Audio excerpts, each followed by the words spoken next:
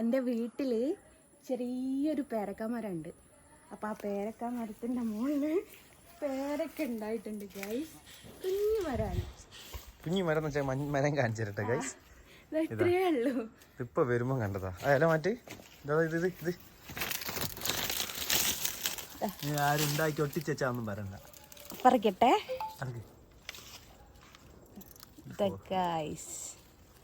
ഇതുമലൊക്കെ ഇതുണ്ടായിരുന്നു, മുട്ടിടുന്നുണ്ട്. ഇവിടെ അവിടെ ഉണ്ട് പേരക്കമരം, പക്ഷെ ഇത്ര വലിയ പേരക്കാവല്ലായിരുന്നു. ആവലുണ്ട്, അവലും കൊണ്ടുപോലുണ്ട്. ആവാത്തൊന്നല്ല. നല്ല മണമുണ്ട്.